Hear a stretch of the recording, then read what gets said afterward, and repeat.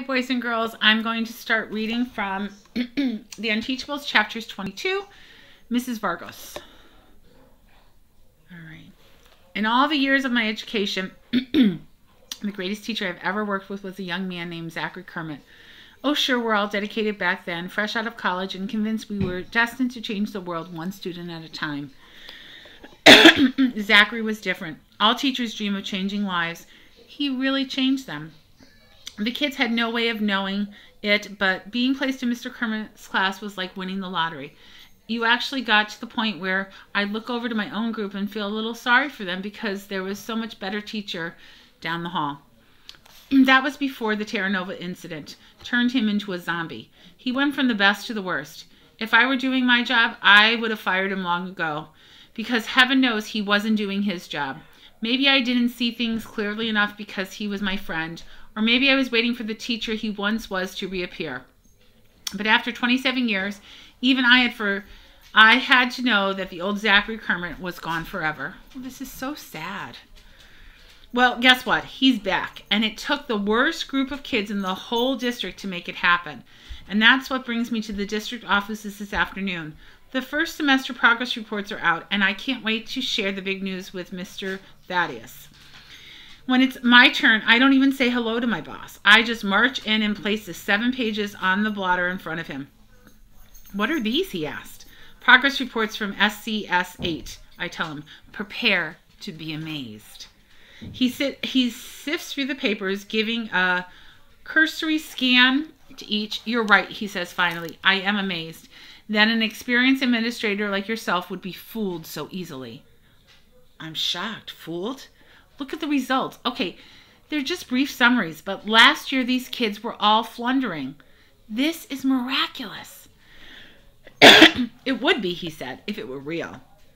Why wouldn't it be real? Zachary Kermit is a fantastic teacher. Oh, sure, he was in a funk for a while. I can hardly describe 27 years a while, the superintendent put in dryly. But these kids and their needs have brought him back, I persist. It's wonderful. It's phony, he retorts. Zachary would never falsify student reports. To keep his job long enough to finish out the year, he would. He tells her, your Mr. Kermit has figured out what thin ice he's on. He's doing anything to make sure he qualifies for early retirement. Not this, I say stoutly. I admit Zachary hasn't been the greatest teacher up until now, but his integrity has never been in question. Even at this very lowest point, he never claimed to be anything that he wasn't. There's a difference in those kids now. It's not just Zachary. The phys ed teacher, coaches see it. The lunchroom monitors see it. Emma Fountain sees it. I see it. They're not angels, but they're better. They go on field trips. A local business leader has taken them under their wing. What local business leader? Jake Terranova, I admitted. I know it's a little odd. He laughs. Spare me. I reject this so-called wonder of yours. In fact, he takes out a large ring binder and flips pages. I've been reviewing the district contract. I'm sure you're familiar with Article 12, subsection 9. Refresh my memory, I say. She smiles. It states that any teacher presiding over declining test grades in a core subject of 3 straight years can be deemed ineffective educator and fired for cause. I'm appalled. You mean Zachary? He's been moved around so much that you couldn't possibly blame him for classes failing grades on him. There's a formula, he explained. You calculate a baseline using past performances of the individual kids. And it just happens that Mr. Kermit's students have shown declining results on these state science exams for the past 2 years. If the assessment at the end of the month doesn't go the same way, if it does, I've got him. I don't even watch my words. That's so unfair. He raises one jet black eyebrow. How can you, of all people, say that? You just told me that he's turned the class around. If that's true, they'll ace the test. And Mr. Kermit will have nothing to worry about. I bite my tongue. This man is my boss. He speaks for the school district, and what he says goes. He may be a stinker, but that doesn't change the fact that it's everyone's job to carry out his instructions. Besides, he's just being sarcastic, but in this case, he happens to be right. Zachary really has transformed the class. They don't have to ace the science test. They just have to beat the scores from the past years. How hard can that be? Tests like this, one got them placed in SCS 8 in the first place. I leave the office feeling a lot better about Zachary's chances of making it through until June. Still, I can't hurt to pass on the suggestion that he might want to do some extra test prep for the upcoming science assessment. Forewarned is forearmed. Zachary Kerman is too good of a teacher to lose his retirement just because a certain cranky superintendent can't forgive him for something that was never his fault in the first place. Chapter 23. Kiana. Cut it out, Chauncey. My half-pint little brother, half-brother, is crawling all over my notes, which are spread around me on the floor of the den. His onesie is open, his diaper is sagging, and he's teething and he's drooling, an action figure, a Power Ranger, or Transformer clenched in his little fist. Mario can probably ID it. I make a mental note to Snapchat him a picture. Chauncey's chubby knee comes down on my any chart of an atomic masses of elements, shredding the paper, and I freak out.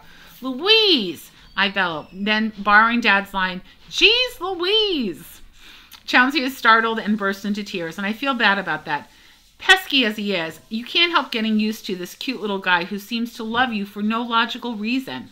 Like, how can you be annoyed at a baby? It's a baby. On the other hand, I need my chart of atomic masses just like I need my periodic table and all the other notes I have carefully organized on the floor. This is all science stuff, like chemistry. I never understood teachers. Sure, I get that Mr. Kerman has come back from the lost land of crossword puzzles, but now, totally out of nowhere, he's gone science crazy.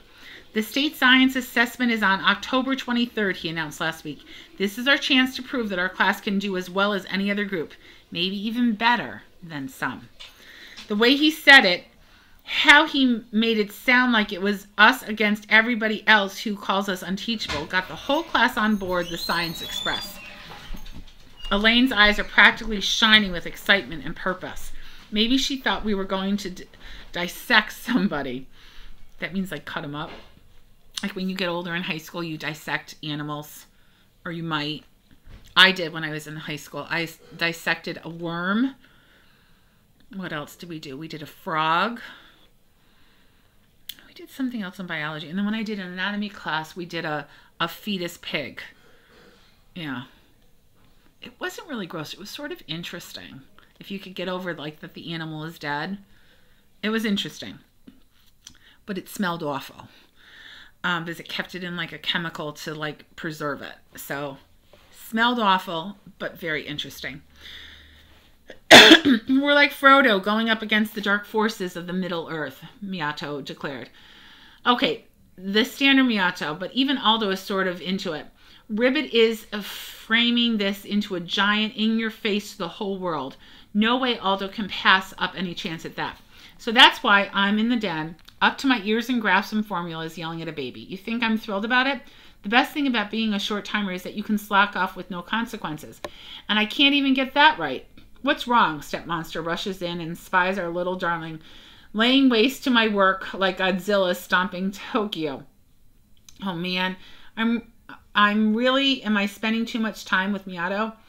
She expertly scoops him up using one arm. I'm almost barking something rude like, what took you so long? And then I spot the tall glass of iced tea in her hand. I thought you could use a study break, she offers, setting down the drink down the edge of the coffee table. Kiana, your dad and I are so proud of how hard you've been working lately. It annoys me. Who does she think she is, my mother? She definitely is not.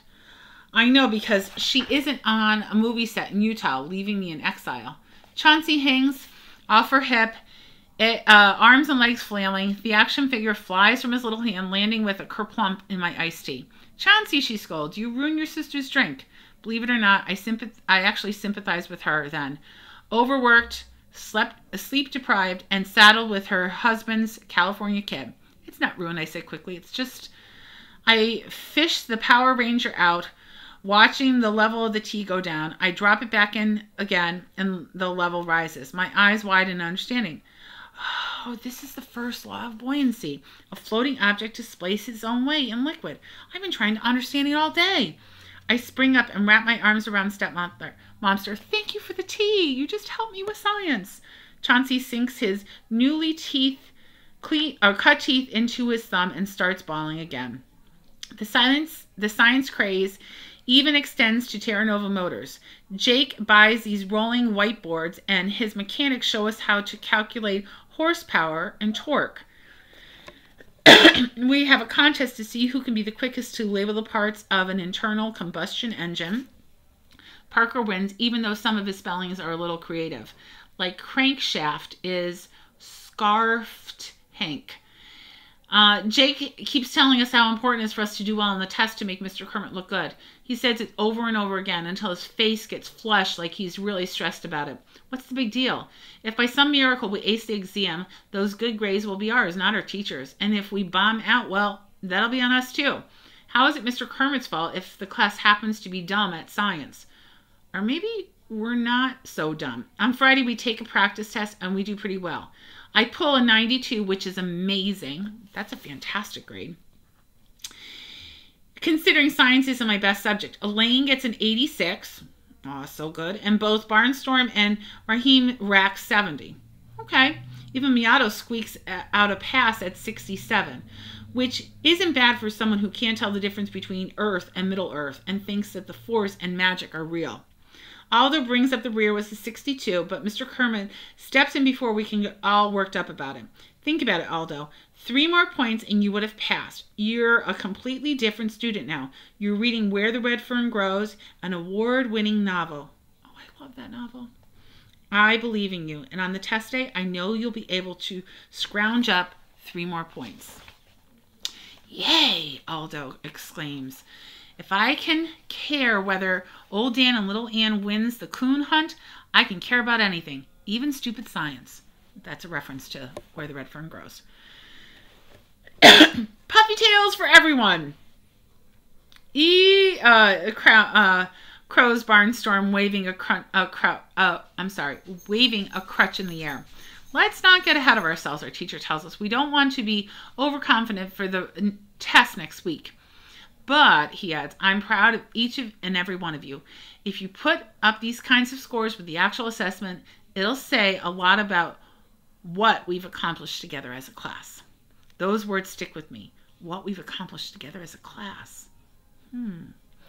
Well, okay, I'm part of the accomplishment, but I'm not actually part of the class. Technically, I'm not even part of the school. It doesn't make any real difference. I'm going home to LA, but not next week. I'll be taking the science assessment along with everyone else. Still, I can't help wondering how the others would react if they know the truth about me. It makes me uneasy. Like now she's like nervous about her secret. I can't pass the guilty feeling that I'm keeping a secret from my friends. She's calling them her friends. I love it. Chapter 24, Barnstorm Anderson. Just when you think you've got it figured out, everything changes. First, life's about scoring touchdowns, shooting baskets, hitting home runs until you get injured for the rest of the middle school, which might be, well, 500 years. Then life's about having a sweet row of 37 puffy tails, 3 times as many as anybody else. But pretty soon, nobody cares about that either. Now it's all about science. All the time. My head is stuffed so full of facts, I can't blow my nose for fear it might come out. I've stopped watching TV because any new information going in might push out something that's already there. My parents think I'm nuts. I think I'm nuts. I'm definitely not me anymore. But when the test happens, I'm going to be ready. And then life changes again. On test day, I thump out of the house, swinging on my crutches, just in time to see the school bus disappearing around the corner. Hey! I'm so shocked that for a second, I forget about my injury and start to sprint after it, landing face first on the sidewalk. But by the time I pick myself up again, the bus is out of sight. No! My eyes turn back at home. Mom had to work early this morning, and there's no one to bum a ride from. I'm in agony, and not just because my nose is bleeding. You know the phrase, it's no skin off my nose? Well, there's actually skin off my actual nose. But the worst part is that I studied for this test more than I studied for any other test combined, going back to kindergarten, and I'm going to miss it. The others will kill me, and that includes Elaine, who really might do it. Out of options, I start hobbling along the sidewalk in the direction of school. There's no chance I'll make it, but what choice do I have? I'm thumping and swimming along at the speed of which one car engine roars above the others. From our many field trips to Terra Nova Motors, I recognize the sound of a broken muffler. An old pickup truck is zooming along on the right lane, passing cars on the inside, and to my surprise, I recognize it from the horn dumping. It's Parker's pickup. I spot him behind the wheel, beside some old lady in the passenger seat. Saved. Without thinking, I step into the road, waving both crutches over my head. With a screech of brakes and a burning rubber, he comes to a halt about 3 inches from my skinless nose. Parker rolls down the window. Get out of the way, Barnstorm. I'm in a hurry. I yank open the passenger door. Me too. I missed the bus. You've got to take me a ride to the school. I can't. I'm not allowed. I only can drive for farm business. What about her? I demand, indicating the old lady. That's different. That's my Grams. I have to take her to the hospital. Grams, who seems fine to me, shoves over and pats the seat to her. Hop in, kiddo. For some reason, this drives Parker crazy. He's not a kiddo. I'm kiddo. I climb out of the seat, pulling the crutches in after me, and shut the door. Aggravated, Parker stomps on the gas and we lurch away, sideswiping a garbage can at the curb. And I guess you don't have to be a very good driver to get a provisional license compared to a real one. As we approach the hospital, Parker cranes his neck. We need the entrance that says emergency. I'm probably read it wrong, but you'll see it regular. You'll see it regular too now, I remind him. Parker has been seeing a special reading teacher, and he's supposedly making tons of progress. There, emergency. We wheel into the driveway. You got it, I congratulate him. But what's an emergency? Your grandma looks fine. Graham peers at me. Your nose is bleeding. You should see a doctor about that. She's not fine. Parker says she's walking funny. Duck. He adds as we approach a police officer on the side. So I blow down out of sight, and that's when I spot the old lady's white Nikes. You'll walk funny too, said Parker. She's got on shoes on the wrong feet. We pull over and Graham switches sneakers. Lo and behold, she walks fine. So we drop her off at the senior center, and Parker and I head to school. You're welcome, I tell him. You could have been sitting in emergency all day and missed the science test. I shouldn't be driving you, he retorts resentfully. If I get pulled over, I could lose my provisional license. But we don't get pulled over, and even got a few minutes to spare before school starts. I thank him for the ride, and he thanks me for looking at his grandmother's feet. He's not a bad kid. We've gotten to know each other pretty well since being in SCS 8. We're on our way to the room 117 when the door of the boys' room opened and out steps Miyato. Hey, we both greet him. He doesn't answer, which is weird. Miyato talks at the speed of light. 160,000 miles per second, in case it comes up to a science test. His expression is weird too. Embarrassed, upset. I look down. The kid is standing in a puddle. Water drips from the clothes and even drips from his fingers. I'm mystified. Dude, why are you all wet? An answer comes from the 3 big guys emerging from the bathroom, shoving each other and laughing, and I know. They're football players. My teammates. Not that they want anything to do with me now that I'm on the sidelines. It doesn't take a genius to figure out the reason Miyato is half drowned. The biggest of them, Faulkner, nods in my direction. Anderson, he mumbles and starts away. I stick out my crutch to stop him. Get the others, I tell Parker. He runs off in the direction of room 117, and I turn back to my former teammates. Real nice, picking on a kid a tenth of your size. 3-on-1. Like you never did, sneers another of the 3. I did it once. Last year it was stupid. I just wanted to prove my aim was better than yours. The trick is to stick your finger in the faucet and direct the stream of water with deadly accuracy on the target. And when I saw the kid that I hit, dripping and miserable, I never did it again. So they're spraying the kid with water. Like, it's just mean all around. Like, you're just doing it to be mean. Besides, I didn't know the kid. And it was Miyato. So you've got nothing to say, Faulkner grunts.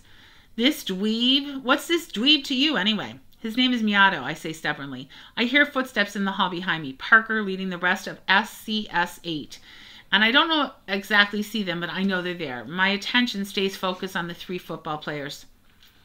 Faulkner looks surprised. Wait, you're with them? The Unteachables? They're better friends than I ever had when I hung out with you. I spit back. Oh, I love this. One kid kicks the crutch out from underneath my arm, knocking me off balance.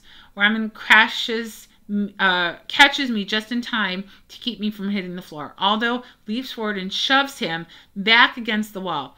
It's a dumb move, typical Aldo, and the football player is as mean as they come. And Aldo is just nearly as tough against real people as he is against lockers, which don't hit back. Sure enough, the third kid, Bellingham, takes a swing at Aldo, and I'm thinking, here we go. But Aldo ducks, and a big body steps into the path of the flying fist. The heavy blow lands on Elaine's shoulder. It makes a loud smack, but she doesn't budge. Solid, like an oak tree. Bellingham's eyes widen in horror as he realizes who he hit. The two others turn pale. I get the feeling that Falker's tempted to snarl something like, "This isn't over," but Elaine rhymes with pain. He wants it to be over. The three football players turn tail and flee. I bray a laugh as they're reeling back. "Geez, guys, you can't run away any faster?" Kiana starts hustling the lot of us towards room 117. Lucky for us there wasn't any teachers around. Lucky for us, I crow. Lucky for those jerks. Elaine was about to stomp them like a hamburger. "Me?" Elaine asked, confused. "We should have let you rip up the floor on them.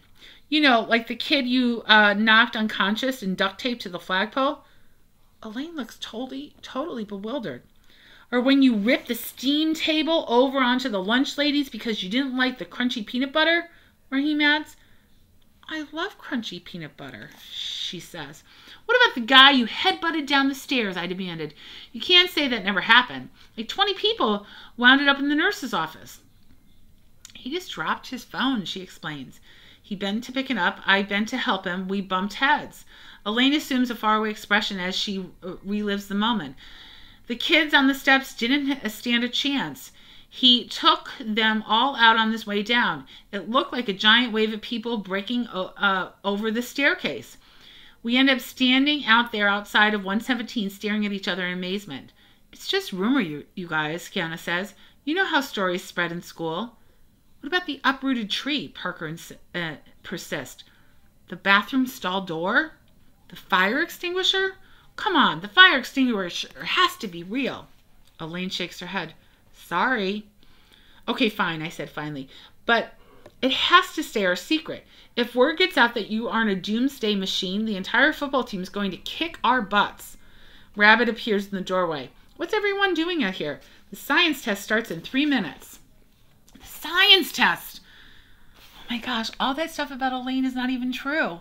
It's just she ended up in the wrong place at the wrong time, and then people make rumors. And like, rumors, they're rumors. It's not true. She's not a mean person beating up people. After all this craziness of the morning, I almost forgot about it. Who knows how many important facts already leaked out of my head. Ribbit distributes the booklets as we take our seats. It's game on. Chapter 25. All right, last one. Kiana. The first time the Unteachables go to the Sonic is the day of the state science assessment. We don't know if we'll be able to celebrate how we did, but we can definitely celebrate the fact that it's over and we survived. Plus Parker and his family's pickup, so we can use the drive-thru. Of course, he's not allowed to have passengers except his grandmother, so we have to walk and meet him there. But we can drink our slushes and sodas in the flatbed, lounging among the bushel baskets of potatoes and onions. It's pretty fun. So we go back a couple days later when the weather's still nice.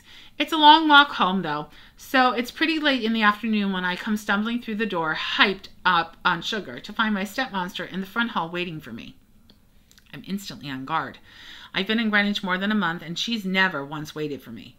She's always too busy chasing my stepbrother. Trying to keep him from spontaneously combusting or flushing himself down the toilet or whatever. "What?" I ask her. "Your school called." Or maybe should I say, a school called, since you don't really go there. My first instinct is to try to bluff through it.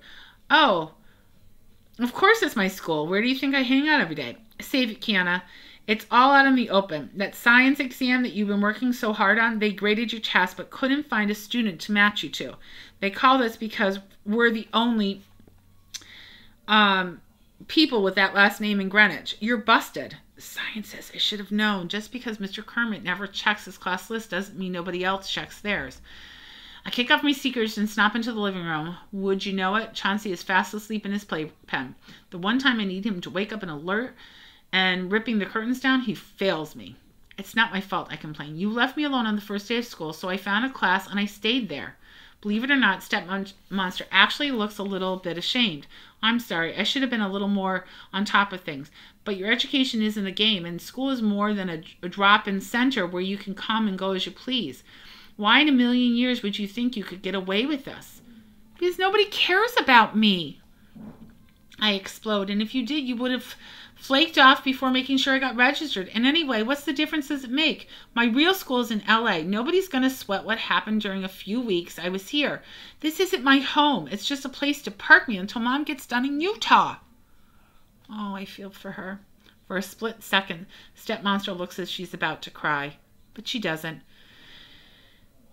I'll always appreciate her for that, because I definitely would have cried too. Dad and I know you live with your mom, she says at last, but this is your home too, and we're your family. Oh, my heart, my heart, my heart. I peer over at her. Does she really think that? News to me. I mean, she's always nice when it comes to little distracted by her kid, who admittedly is a full-time job, but family? So what happens now, I ask her in a small voice. I do what I should have done on day one. I'm going to the school to get you properly registered. No, I howl. They'll put me in a regular classes. They won't let me stay in SCS 8. Why not? Because I blurt out the only thing I can think of. Because I'm not dumb enough. And then she's blown away. Dumb enough? I spill my guts. The Unteachables and Mr. Kermit and how we started out in a bad class, but now we're turning it into an amazing one and pretty good friends besides. Stepmonster listens to my sob story, and the longer I go on, the more stunned she seems. And by the time I get to the end of it, Chauncey is awake. But instead of fussing, he's watching me through the mesh of the playpen, listening attentively, like he can't wait to hear how it turns out. Stepmonster looks at me straight in the eyes. If that's the class you want, then that's the class you're going to be in. Unteachable or not. I jump up and I wrap my arms around her. I don't know if she expected it, but I definitely didn't. It's a weird moment, but not totally in a bad way. Chauncey isn't a big fan of that. He screams his head off. I pull back. You better get to him. In his mind, hugging privileges are his and his alone. She laughs. You're probably right. And by the way, I don't think you're very unteachable. That science test, the school says you aced it. I wonder how everyone else did. I bet you she feels really good now that she's got this all out of her chest. Like, it's not a secret, like, because she knows about it. And I love that she wants to stay with them because she's made connections with people. I think you want to be in a room where you can make connections. And that sort of makes me feel sad right now because we're not all together sharing this book. One of my favorite things about teaching is reading aloud to you. And I was just talking to someone the other day and saying how, oh yeah, I'm doing, book of the day still and doing read aloud. But what I miss is being able to like have conversations with you when I'm done reading. I miss that opportunity for us to like talk about books and being able to, oh yeah, that's like that book, or that's characters like this character. Oh, wow, look at how this character's changing. I'm loving this book. I love how this group of kids are connecting and are making themselves better together. I think that's what a classroom does. You help each other make each other better. Chapter 26, Mr. Kermit. So I'm guessing we're going to hear about how everyone else did on the big test. All right, I'll see you next time, you guys. Bye.